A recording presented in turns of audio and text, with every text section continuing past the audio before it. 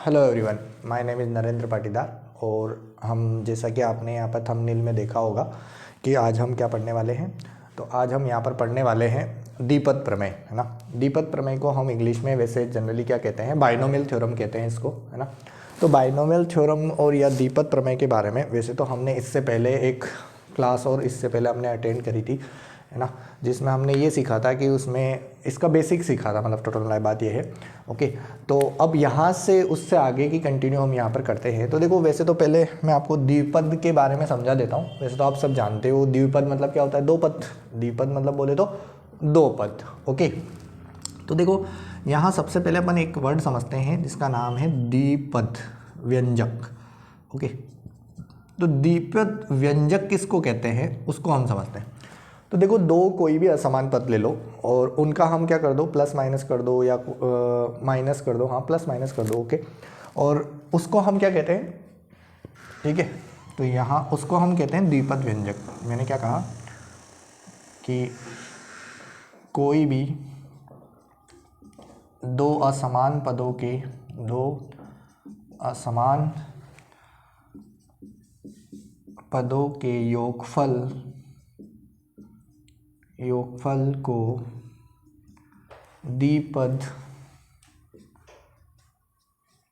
द्विपद व्यंजक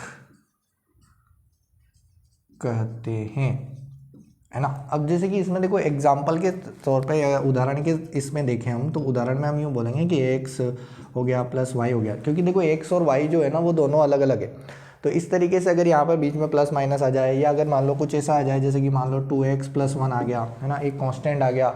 इसको कांस्टेंट यानी कि इसको क्या बोलते हैं अपन, इसको तो हम चर पद कहते हैं, इसको अचर पद कहते हैं। तो कोई अचर पद आ गया, कोई चर पद आ गया, उन दोनों के कॉम्बिनेशन आ जाए, कॉम्बिनेशन इन द सेंस कि उनके में जोड़ या घटाव आ जाए, ठीक है। तो इस तरह के जो एक्सप्रेशन होते हैं ना, उनको हम, जो व्यंजक होते हैं उनको हम क्या कहते हैं, द्विपद कहते हैं। क्या कहते हैं, द्विपद कहते हैं। और भी जैसे कि मान लो किसी ने कहा कि सर a + b चलेगा क्या, बिल्कुल चलेगा, ठीक है। तो इस तरीके से जो द्विपद व्यंजक का मतलब आपको समझ में आ गया होगा। अब द्विपद प्रमेय की बात करते हैं। तो द्विपद प्रमेय क्या होती है कि जब हम इन्हीं, ये जो हमारे पास एक्सप्रेशन दिख रहे हैं, द्विपद प्रमेय की बात कर रहा हूँ मैं, ठीक है। तो द्विपद प्रमेय क्या होती है कि अगर हम यहाँ पर देखें ना कि ये जो हमारे पास ये जो व्यंजक है, इसी के हम क्या करें, कोई धनात्मक घात लगा दे, क्या लगा दे, कोई धनात्मक घात लगा दे और उसका प्रसार करें, उसका क्या करें, प्रसार करें। तो जो श्रृंखला बनती है उसको हम क्या कहते हैं, द्विपद प्रमेय कहते हैं। क्या कहते हैं, द्विपद प्रमेय। तो मैंने क्या बोला, किसी भी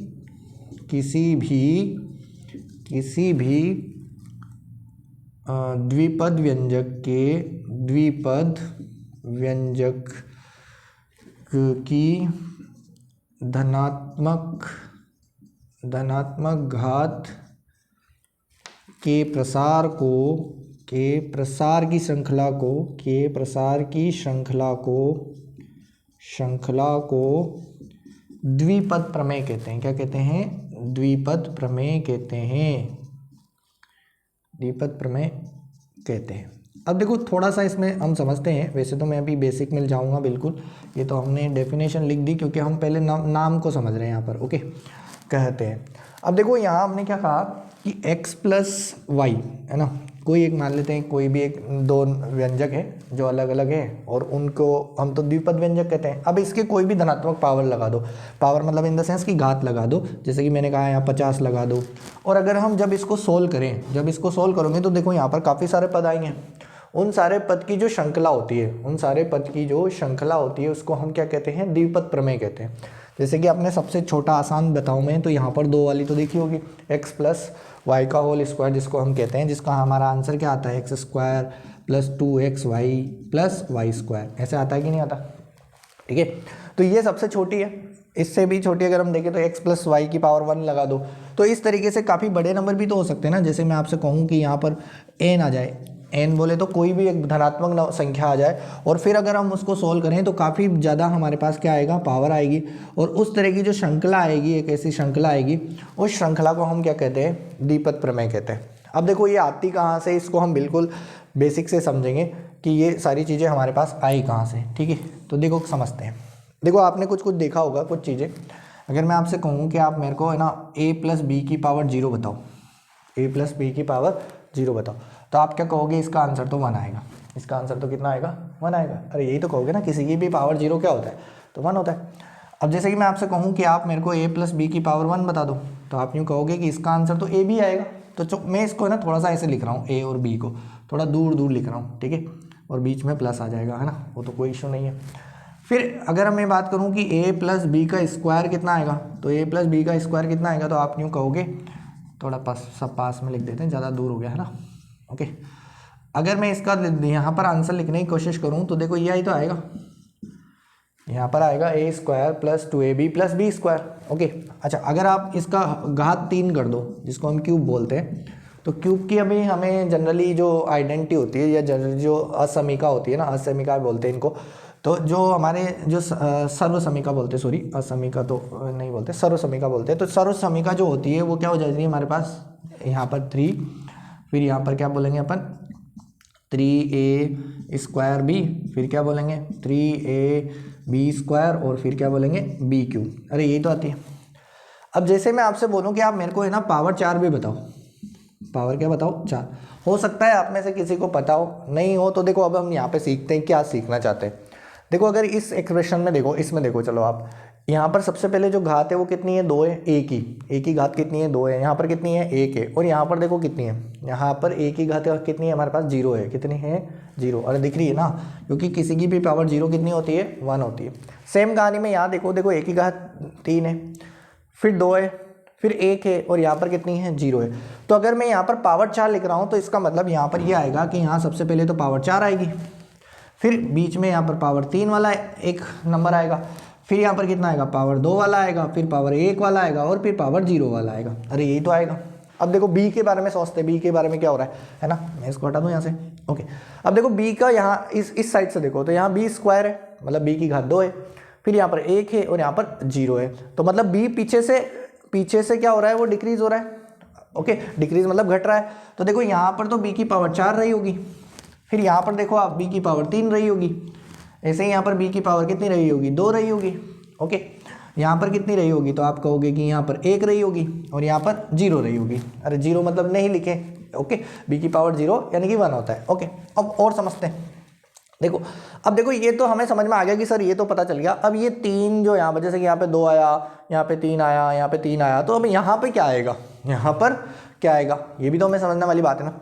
तो देखो यहाँ पर अगर मैं समझाऊँ ना, तो देखो यहाँ पर 1 था, यहाँ पर 1 था, और यहाँ भी 1 था, तो 1 और 1 प्लस करके यहाँ पर 2 आया था, यहाँ पर कितना आया था 2 आया था। ऐसे ही यहाँ पर ये भी 1 था और यहाँ पर 2 था, तो 1 और ये 2 मिलके यहाँ पर 3 बना। ऐसे ही यहाँ पर 1 था और ये 2 था, तो 2 और 3 मतलब 2 और 1 मिलके क्या बना, यहाँ पर 3 बन गया। सेम कहानी अगर मैं यहाँ समझाऊँ आपको, तो यहाँ 1 है और यहाँ पे 3 है, मतलब 1 और 3 है, तो यहाँ पर कितना नंबर बनेगा, तो आप कहोगे यहाँ पर 4 बनेगा। कितना बनेगा 4, ओके। अब ऐसे ही 3 और 3 है, तो इन दोनों को जोड़ेंगे तो यहाँ पर कितना आ जाएगा 6, यानी कि 6 आ जाएगा, है ना।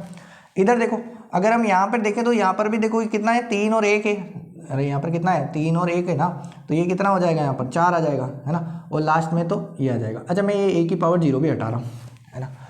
अब यहाँ तक हमें पैटर्न समझ में आ गया, पैटर्न मतलब हमें पता चल गया कि अच्छा इस तरीके से फॉर्मेशन हो रहा है। तो अब मैं आपसे कहूँ कि आप मेरे को a प्लस बी की पावर 5 बता दो, तो आपको इतना तो पता चल गया कि यहाँ पर पहले 5 पावर आएगी, मतलब a की पावर 5 आएगी, फिर कितनी आएगी 4 आएगी, फिर आएगी क्या बोलते हैं 3 आएगी, फिर 2 आएगी, फिर 1 आएगी, फिर ऐसे करके 0 जाएगी, और b की पावर यहाँ से आएगी। और वो जो कोफिशिएंट होंगे उनके लिए अपन क्या करेंगे, ऐसे ऐड कर देंगे। पर ये क्या है कि ठीक है अपन 5 भी बता देंगे, 10 भी बता देंगे, पर अगर मैं आपसे बोलूँ कि यहाँ पर a प्लस बी की पावर 100 बताओ, a प्लस बी की पावर क्या बताओ 100 बताओ, तो अब तो हमारे लिए बहुत बड़ा ये हो जाएगा ना, बहुत बड़ा बवंडर हो जाएगा या बहुत बड़ा क्लेश हो जाएगी कि हम इसको कैसे सोल्व करेंगे। तो कैसे सोल्व करेंगे, इसके लिए हमारे को यहाँ पर क्या हुआ कि हमने अभी इससे पहले एक जो परमुटेशन कॉम्बिनेशन में भी पढ़ते हैं या बाइनोमियल में भी हम पढ़ते हैं, और वो पढ़ते हैं कॉम्बिनेशन फॉर्मूला, जिसको हम कहते हैं क्रमचय सूत्र। क्या कहते हैं, क्रमचय सूत्र हमने पढ़ा था, तो उसका हम यूज़ करके इन सारी चीज़ों को सीखते हैं। तो देखो अब यहाँ पर समझना, मैं इसमें समझाता हूँ ताकि आपको थोड़ा सा ज़्यादा समझ में। देखो यहाँ पर 1 है यहाँ पर, तो 1 है तो हम इसको लिख सकते हैं 4c0, क्योंकि 4c0 की जो वैल्यू होती है वो कितनी होती है 1 होती है, ओके। इसको लिख सकता हूँ मैं 4c1, क्योंकि 4c1 की वैल्यू कितनी होती है, मतलब मैं 4 को लिख रहा हूँ, है ना, तो 4c मतलब 4 को हम क्या लिख सकते हैं 4c1 लिख सकते हैं। ऐसे 6 को हम लिख सकते हैं 4c2, कितना लिख सकते हैं 4c2। ऐसे ही 4 को क्या लिख सकते हैं अगेन, तो आप कहोगे 4c3 लिख सकते हैं, है ना। और ऐसे ही ये जो लास्ट है इसको अपन क्या लिख सकते हैं 4c4, क्या लिख सकते हैं 4c4। देखो यहाँ पर हमने ये जो फॉर्मूला लगाया है इसको एनसीआर का फॉर्मूला कहते हैं, और एनसीआर का फॉर्मूला क्या होता है n factorial upon r factorial n minus r factorial, ठीक है।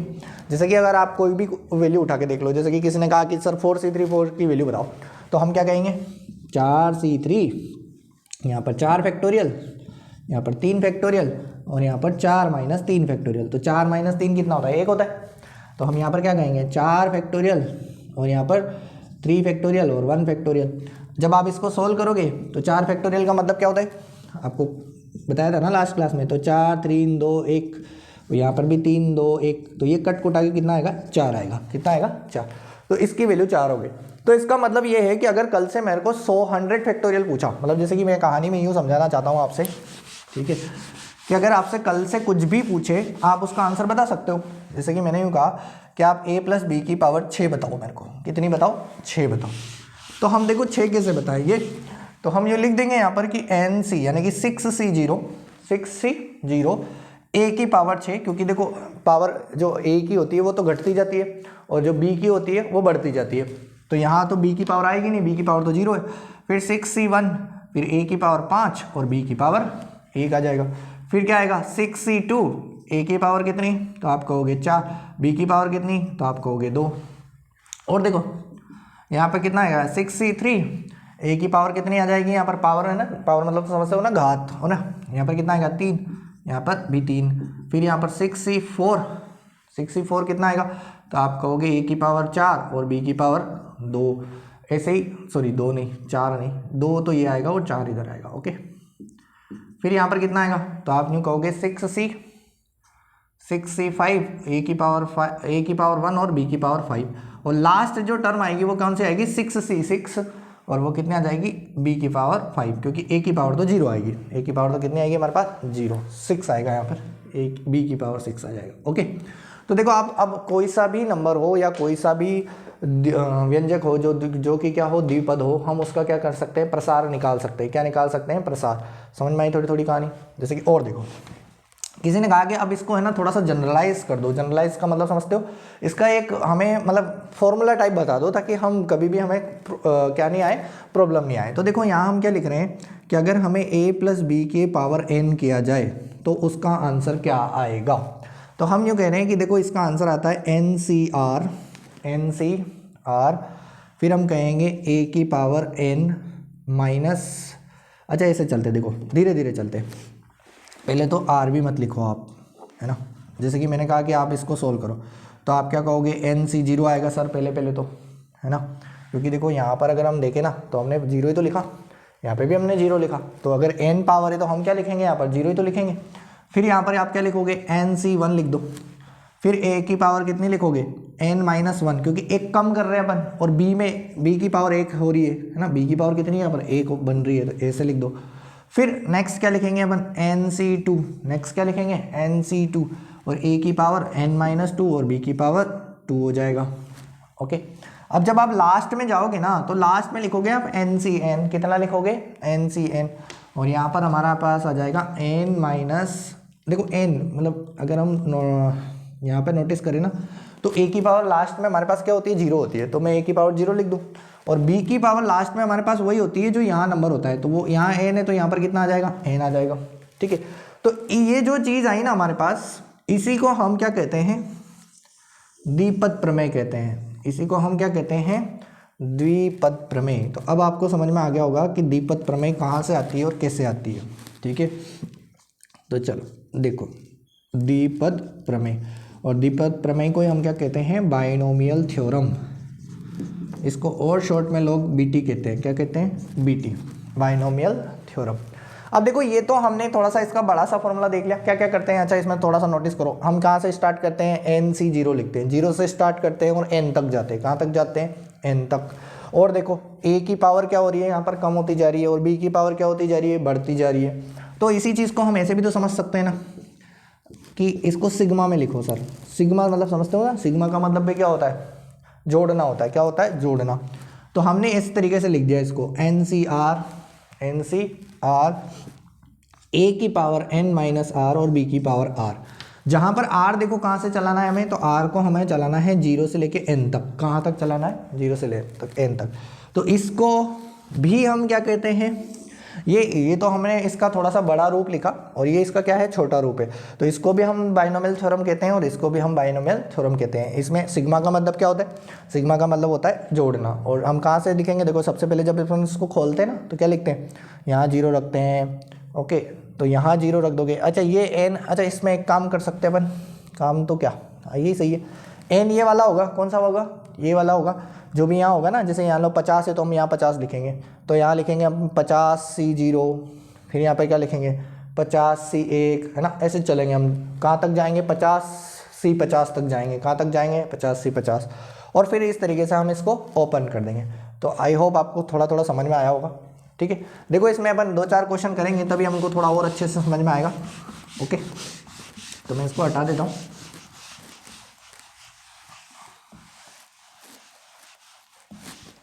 ओके, तो देखो, अब देखो इसमें अगर अपन क्वेश्चन की बात करें तो क्वेश्चन कैसे कि जैसे कि मान लो, पहले तो सिंपल क्वेश्चन से स्टार्ट करता हूँ मैं, कि अगर किसी ने कहा कि ये यहाँ पर 15 है, यहाँ पर r की पावर 0 है, और हाँ ठीक है, और यहाँ पर अपना आया 15CR आ गया, मान लो 15CR आ गया।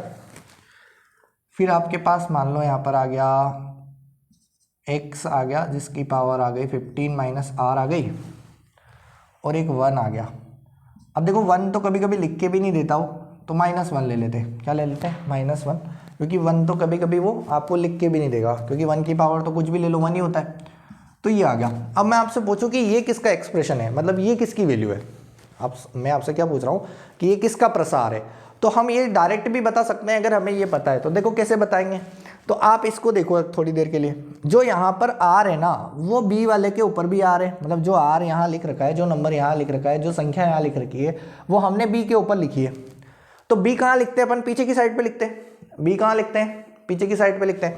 तो हम इसका अगर डायरेक्ट आंसर लिखने की कोशिश करें ना, तो -1 तो पीछे लिख दो, और जो ये n माइनस आर होता है, मतलब जो भी ये n होता है, अब n हमारी कहानी में यहाँ पर 15 है, n हमारी कहानी में कौन है? 15। तो जो 15 माइनस आर हो रहा है वो आगे वाला नंबर है, मतलब ये x यहाँ आया होगा, और इसके पावर कितनी लग रही होगी? 15। तो हम यहाँ से डायरेक्ट बता सकते हैं कि कितना किसका प्रसार है। समझ में आई कहानी? जैसे कि और देखो, किसने कहा कि सर इसका बताओ, सिग्मा r = 0, यहाँ मान लो मैंने लिखा 50CR, फिर हमने क्या लिख दिया। अच्छा मैं थोड़ा सा इसको घुमा दूँ, घुमाऊँ तो क्या लिख देता हूँ, चलो। जैसे कि मान लो आपको यहाँ कहा गया कि x+1 की पावर जो है वो आपकी r है, और y-1 की जो पावर है वो आपकी 50 माइनस r है। और अब आपसे पूछा जाए कि अब आप हमें आंसर बताओ। क्या बताओ? आंसर बताओ। तो देखो इनटू में अगर मैं आपसे बोलूँ तो मैंने क्या बोला था कि जिसके पावर, जो यहाँ संख्या लिखी होती है c के नीचे, मतलब जो संख्या यहाँ है वो किसके पावर में है, तो वो पीछे आएगा। तो वो पीछे कौन आएगा? इसमें x+1 आएगा। ऐसा नहीं कि आपने पहले इसको लिख दिया तो पहले ये आएगा, है ना। उल्टा सीधा हो सकता है ना, × a × b और b × a एक ही होता है। तो हम यहाँ पर अगर इसको लिखने की कोशिश करेंगे ना, तो पीछे की साइड पे तो हम किसको लिखेंगे? x+1 को लिखेंगे।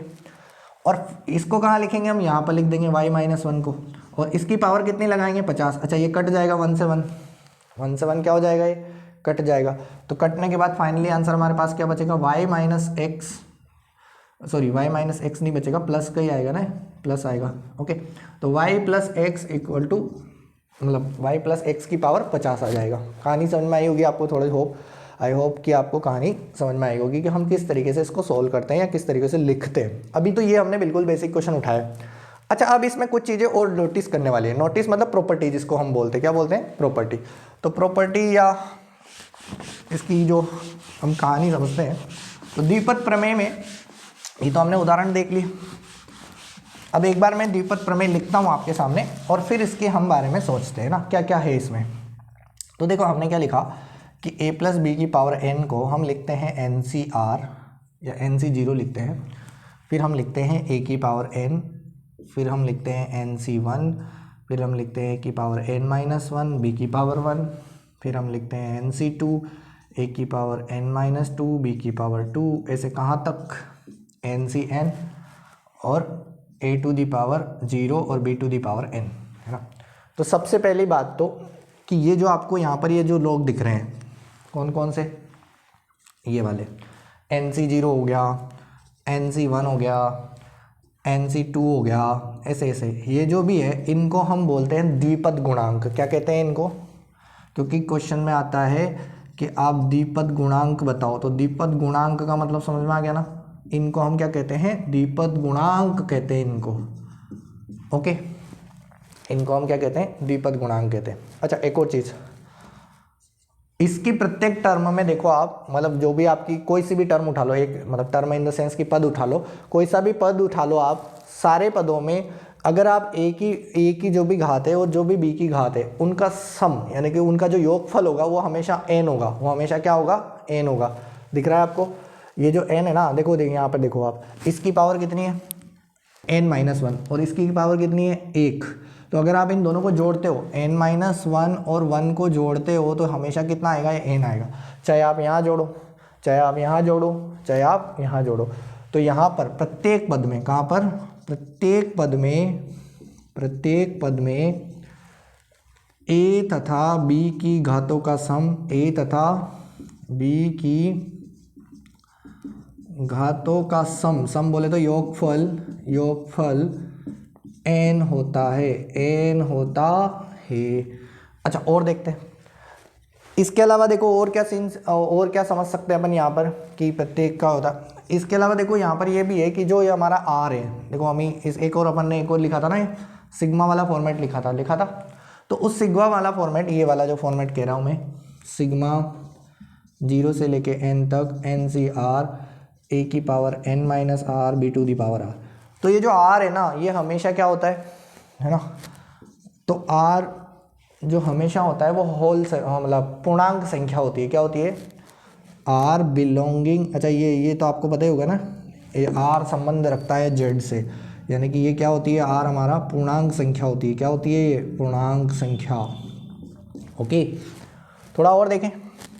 इसके बाद हमारे पास अगर मैं किसकी बात करूं, r के बाद n की बात करूं, तो n हमेशा क्या होता है, नेचुरल नंबर बोले तो प्राकृत संख्या होती है। क्या होती है ये, प्राकृत संख्या होती है। n हमेशा क्या होती है, प्राकृत संख्या होती है। प्राकृत संख्या समझते हो ना, 1 से लेके स्टार्ट होती है, उनको प्राकृत संख्या कहते हैं। ओके, और इसके अलावा जो a की पावर होती है वो क्या होती है, घटती है ना। a की घात n से 0 तक घटती है, n से 0 तक घटती है, ठीक है। ऐसे कैसे ही b की घात जो होती है, b की घात वो क्या होती है, 0 से n तक बढ़ती है, n तक बढ़ती है ना। तो आपको थोड़ा थोड़ा जो मैं कहना चाहता हूँ, मतलब इसको हमने पूरा डिटेल में देख लिया कि भाई इसमें होता क्या है। अच्छा एक और चीज़, अब मैं आपसे इसमें पूछूं कि भाई इसमें कितने term I, term in the sense की अगर आपने किसी को भी प्रसार किया तो उसमें कितने पद आए। जैसे कि मान लो मैं आपसे पूछूं कि आपने x-1 है, इसकी पावर 15 करी, तो इसमें कितने पद आएंगे, कुल पदों की संख्या बताओ कितने आएंगे, आप खुद बताओ। अरे बताओ नहीं। अच्छा मैं आपसे बोलूँ कि चलो एक इसके पदों में बताओ कुल पदों की संख्या कितनी होती है। कुल पदों की संख्या कैसे बताएंगे, कुल पदों की संख्या अगर मैं आपसे एज ए टाइटल ही पूछ लेता हूँ, ये हम इसको एज ए टाइटल देख लेते हैं, तो कुल पदों की संख्या कितनी होगी। आप मेरे को इतना सा बता सकते हो कि अगर मैं आपसे पूछूं कि भाई x + y में अगर हम घात 2 करें तो इसमें 3 पद आते हैं, आपको पता है 3 कौन सा आते हैं, x² आता है, 2xy आता है और y² आता है। कितने पद आते हैं इसमें, अरे कितने आते हैं, 3 आते हैं। तो अगर इसमें 3 आते हैं, 3 वाले को अगर आप खोलते हो तो 4 आते हैं। 4 वाले को अगर अपन अभी हमने बनाया था ना यहाँ पर काफ़ी सारे, तो 4 वाले में कितने पद थे, 4 थे। 5 वाले में कितने थे, 6 थे। तो 15 वाले में कितने आएंगे, अरे बोलो कितने आएंगे, तो आप कहोगे कितना आएंगे, एक ज़्यादा। कितना आएंगे, एक ज़्यादा। तो अगर मैं आपसे बोलूँ ना कि x + y की पावर n में कुल पदों की संख्या, कुल पदों की संख्या, तो वो संख्या जो होती है हमारे पास वो कितनी होती है, n+1 होती है। कितनी होती है, n+1। अरे कहानी समझ में आई। जैसे कि मैंने आपसे पूछा, ऐसा उदाहरण भी ले लेते अपन कि भाई मैंने आपको बताओ कि x-1 आ गया, चलो +1 आ गया, चलो उसमें पावर 100 है। कितनी है, 100। तो तो यहाँ पर कुल कितने पद होंगे, तो कुल कितने पद हैं यहाँ पर, तो कुल पदों की संख्या अगर मैं आपसे पूछूं, तो कुल पदों की संख्या अगर मैंने आपसे पूछी तो आप आंसर में क्या दोगे, 100 + 1 बोले तो 101। कितना दोगे, 101। अरे कहानी समझ में आई। चलो आगे बढ़ते हैं। अब मैं यहाँ पर 1-2 क्वेश्चन और देना चाहता हूँ कुल पदों की संख्या के लिए, है ना। तो आप थोड़ा सा दिमाग लगाना, देखिए सही है कि नहीं है या क्या चाहते हैं ना। ओके, कुल पदों की संख्या पर एक दो, क्योंकि ये क्वेश्चन आते हैं एग्जाम में। ओके, कुल पदों की संख्या, कुल पदों की संख्या। अब देखो कुल पदों की संख्या की बात करें हम, तो हमारे पास क्वेश्चन ये आया कि आप इसके प्रसार में, किसके प्रसार में, जैसे कि मान लो मैंने कहा कि भाई एक्स नहीं लेते, बार बार एक्स ले लेके तो आप परेशान हो गए होंगे, ठीक है। 1/y आ गया मान लो, और अब मैं आपसे पूछूं कि इसमें मान लो 37 लोग हैं, कितने लोग हैं, मतलब 37 पावर है। तो अब मैं आपसे पूछूं कि इसमें कितने पदों होंगे, तो बताओ कितने होंगे। इसका आंसर बताओ पहले, तो फिर हम धीरे धीरे चलेंगे। इसका आंसर कितना आएगा, इसमें पदों की संख्या कितनी आएगी, तो पदों की जो संख्या होगी इसमें, नंबर ऑफ जो टर्म्स जिसको हम बोलते हैं, पदों की जो संख्या होगी वो कितनी होगी, अरे बाइनोमियल है ना, तो बाइनोमियल में हम क्या कर देंगे, एक जोड़ देंगे, तो 38 आ जाएगी। कितनी आ जाएगी, 38। अच्छा दूसरा क्वेश्चन देखो। अब आप सोच रहे हो कि सर आप इतना सिंपल पूछ रहे हो, तो चलो थोड़ा अच्छा पूछ लेते हैं। ये दिख रहा है। अब मान लो कि इसमें आपके पास, अगर यहाँ से मैं आपसे बोलूँ कि यहाँ पर 40 है, कितना है, 40 है।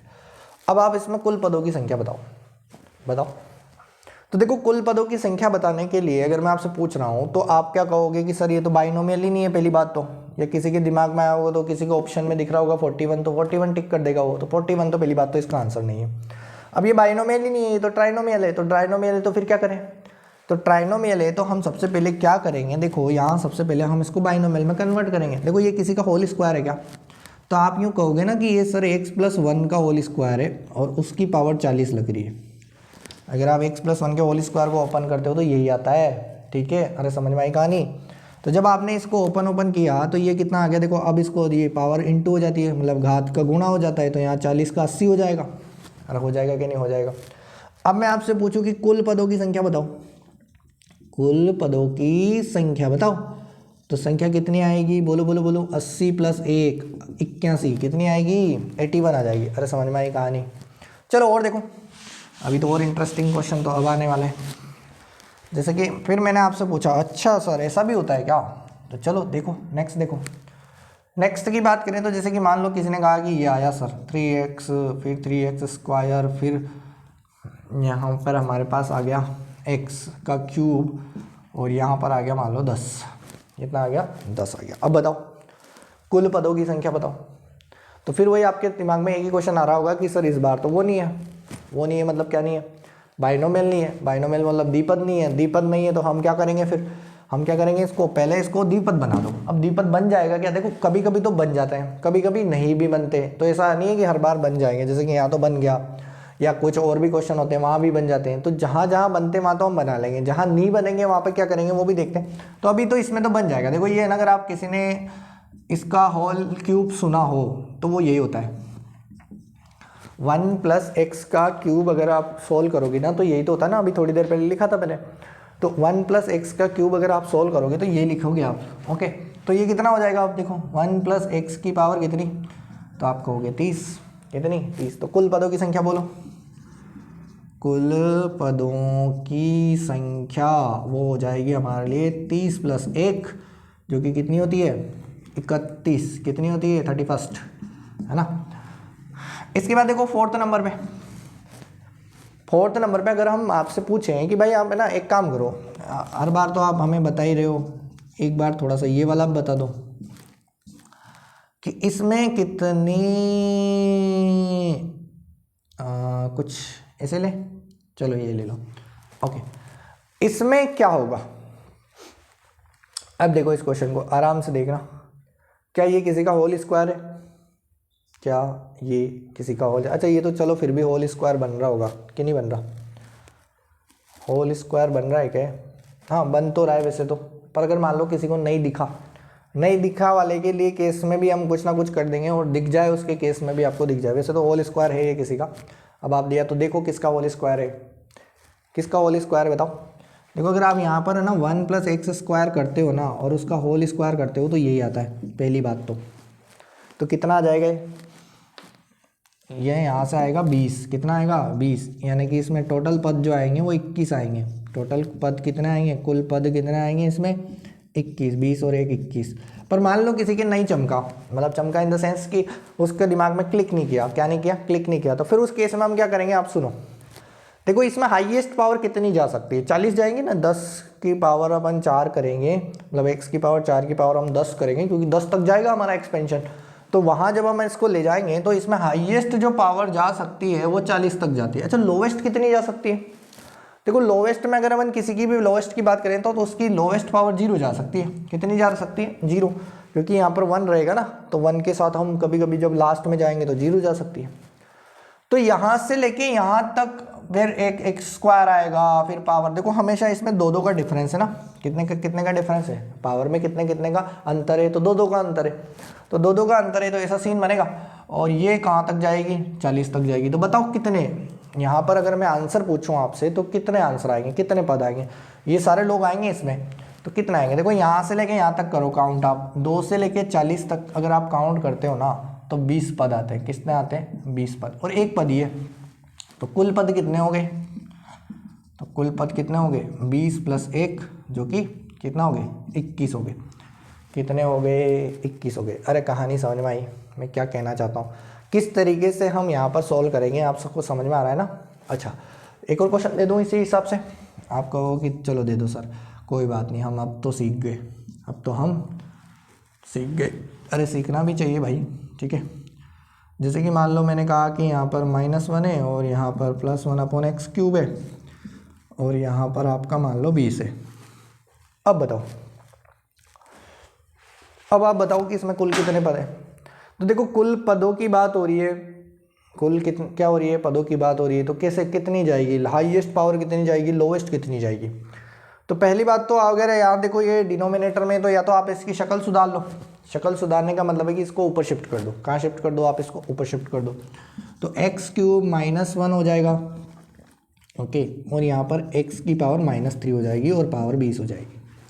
अब देखो आप इसमें नोटिस करो ना, तो इसमें हाईएस्ट जो पावर जाएगी ना वो 3 × 2 यानी कि x की पावर 60 जाएगी। कितनी जाएगी 60 जाएगी।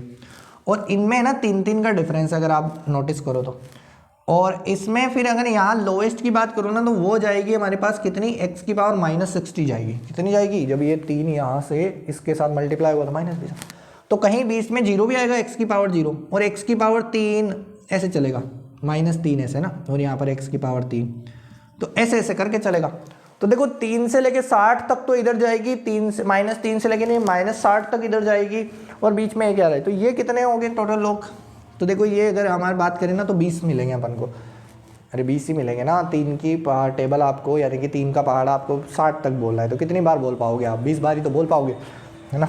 और इधर 20 और 1 ही, तो टोटल कुल पद कितने हो गए, तो कुल पद हो गए 20 + 1 + 20 यानी कि 41 हो जाएंगे। कितने हो जाएंगे 41।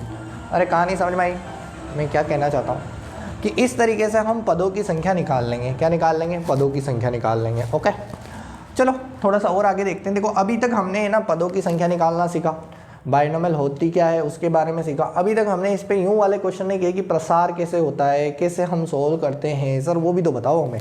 तो देखो उसके लिए हम क्या करते हैं, यहाँ पर क्वेश्चन में आगे बढ़ते हैं, ठीक है।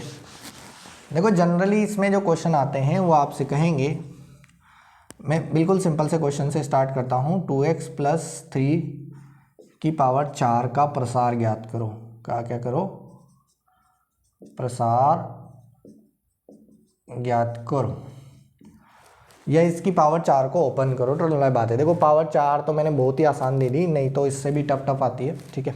तो यहाँ पर अगर अपन बात करें ना तो पावर 4 को कैसे सोल्व करेंगे, तो देखो मैंने क्या बोला था अभी कि जो बाइनोमियल होती है ना, a + b की पावर n, a + b की पावर होल पावर n, वो होती है सिग्मा और क्या होती है वो r 0 से लेके n तक जाती है, NCR होता है, NCR होता है, फिर क्या होता है a to the power n minus r होता है, b to the power r होता है, अरे यही होता है ना, यही होता है। चल अब क्या पढ़ो, तो यहाँ पर आपके पास है 2x प्लस 3 की पावर 4, तो हम क्या करेंगे, हम यहाँ पर लिखेंगे भाई, क्या लिखेंगे, देखो 4c0, सबसे पहले 0 रखेंगे है ना n की जगह। अब यहाँ पर रखेंगे हम 2x की पावर 4 है ना, 3 की पावर तो 0 रखो नहीं रखो एक ही बात है, ओके। फिर क्या लिखेंगे 4c1, फिर क्या लिखेंगे 2x की पावर 3 और 3 की पावर 1, अरे ऐसे तो लिखोगे है ना, मैं इसको हटा दूँगा क्योंकि ये थोड़ा सा लंबा जाएगा ना, तो अपन इसको हटा देते हैं, ओके। फिर देखो 4c2, 4c2, फिर इसके बाद क्या लिखते हैं इसको 4x की पावर 2 और 3x की पावर 2, फिर आगे 4c3, 2x की पावर 1 और 3 की पावर 3 है ना, 3 की पावर 3 आ जाएगी, और एक और लास्ट में आ जाएगा 4c4 और 2x की पावर कितनी 0 और 3 की पावर 4 आ जाएगी। अच्छा देखो कुछ चीज़ें ना हमें अगर याद होती है ना NCR की फॉर्म में तो हमारे लिए बहुत आसान हो जाती है, इसीलिए हमने इससे पहले आपको जो लेक्चर पढ़ाया था उसमें यही बताया था NCR क्या होता है ना, NCR क्या होता है, NC2 क्या होता है, NC1 क्या होता है। तो देखो वहाँ पर हमने ये बताया था कि NC0 की वैल्यू 1 होती है, NCN की वैल्यू 1 होती है, NC1 की वैल्यू n होती है, ये सारी चीज़ें आपको बताई गई थी। इसके अलावा NCR जो होता है वो NCN माइनस R होता है, ये सारी चीज़ें हमने बताई थी। तो देखो वहाँ पर हमने ये बताया था ना कि 4c0, और 4c0 की वैल्यू कितनी है, तो आप कहोगे 1 है, तो 1 है, तो देखो 3 की पावर 0 की वैल्यू भी कितनी है 1 है, तो यहाँ क्या आएगा 2 की पावर 4, 2 की पावर 4 कितना होता है 16 होता है क्या, तो आप लिखोगे 16 इंटू x की पावर 4। देखो यहाँ देखो 4c1 क्या होता है NC1 होता है n, तो 4c1 कितना हो जाएगा 4, अरे 4c1 कितना होगा 4 तो वो और 3 है, 4 इंटू 3 कितना होते हैं, बोलो बोलो जल्दी बोलो 12, और 12 इंटू 8, 2 की पावर 3 कितना होता है 8, तो 12 इंटू 8 कितना होता है, जल्दी बोलो आप बोलो कि नहीं बोलोगे, 96 होता है क्या, बारी एडिशन में है ना, 96x³ आ जाएगा। फिर और बोलो देखो 4c2, अच्छा 4c2 कैसे निकालेंगे, 4c2 तो बताया नहीं सर आपने, तो 4c2 के लिए आप क्या करो, इसको ऐसा लिख दो, तो 4c2 ही होता है, तो ये कितना कटोगे 2 आया यानी कि 6 आया, कितना आया है 6 तो वो हो गया, 6 तो एक मिल गया ये वाला, इसमें इसको कहेंगे 2 की पावर 2 कितना होता है 4 होता है, और 3 की पावर 2 कितना होता है 9, ये तो कोफिशिएंट आ गया, तो इसको पहले तो सोल्व कर लो, तो कितना आएगा 6 इंटू 4 कितना होता है 24, 6 इंटू 4 उतना होता है 24 ही ना, 6 चौक 24, 24 इंटू 9 कितना होता है, तो 24 इंटू 9 की बात करोगे आप तो 240 में से आप क्या करो 24 माइनस कर लो, तो कितना हो जाएगा ये अपना 216 के लगभग आएगा, ये कितना आएगा 216 है ना, तो यहाँ से हम कहेंगे कि 216x² आ जाएगा, ओके। इसके बाद नेक्स्ट देखो, अगर हम कहेंगे देखो 3 की पावर